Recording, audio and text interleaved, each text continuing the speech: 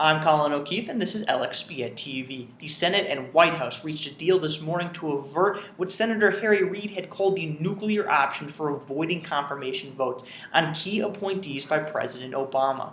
Joining me now to explain the apparent deal is Kyle Gilster, partner with Husch Blackwell in Washington, D.C. Kyle, first, can you explain the deal for us? There are a lot of moving parts and some major implications. Yeah, Colin, first of all, thanks for the opportunity to join you today. Before discussing the deal, I think it's important to point out that, under Senate rules, there's what is called the cloture.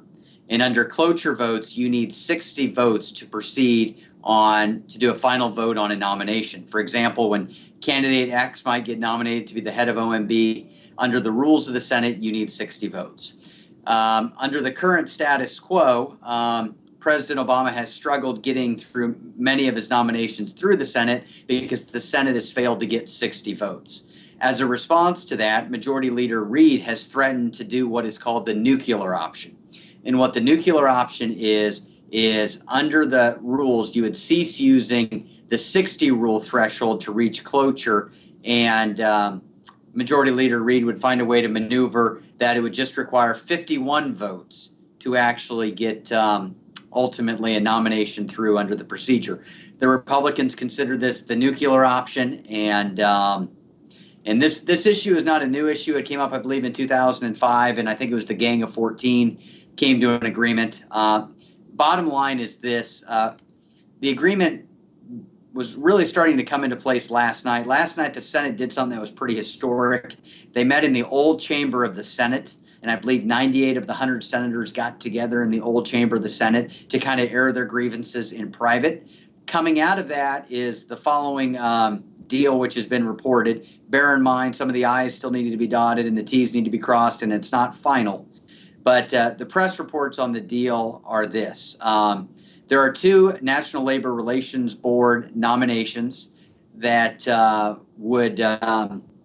which are currently still pending. These were recess appointees. And according to those recess appointees, it's already been litigated that the question is, were these recess appointees inappropriately picked? That issue aside, President Obama, under the deal, would agree to remove the two nominees. And once he removed the two nominees, would then in turn pick two new nominees for the NLRB. They would still maintain the 60-vote threshold for cloture. One of the sticking points of the agreement is once the two NLRB nominations, which were the recess appointees, would be removed, the two new individuals the president would pick, would those individuals then, would the Republicans assure that they wouldn't filibuster those? And I know that as far as I know, Senator McConnell hasn't committed on that point. I still think that's a sticking point. But I think the Democratic idea on the agreement would be that the president would remove the two folks for NLRB. They would put up two new folks, and those folks would get a very timely vote through committee on the floor, and they would not be filibustered. So thus, the Republicans would get what they wanted ultimately, which is removing the two most contentious individuals in NLRB, which were subject to a recessed appointment. And the Democrats would get what they want, because ultimately they want their NLRB nominations to go through.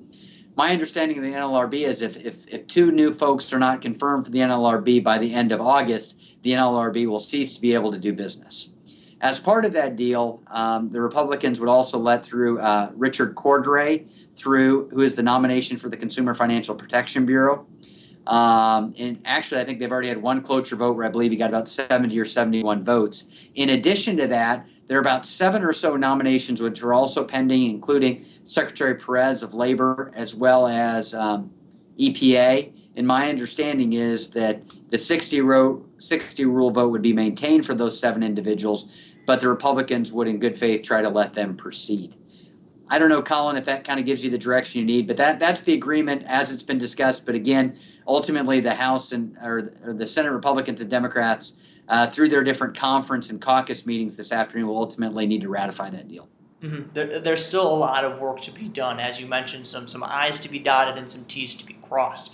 So second, what is the impact of all of this? What are you keeping an eye on as far as the implications of this in both the near and distant future?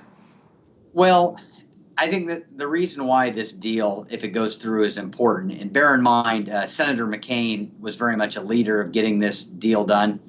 And Senator Wicker was the one from Mississippi who requested the meeting in the old Senate chamber. It really kind of, right now, they were juggernauts. The idea of the nuclear option was looming over the Senate. So as it relates to any future business the Senate would do, I mean, primarily what the Senate has before us is the appropriation bills.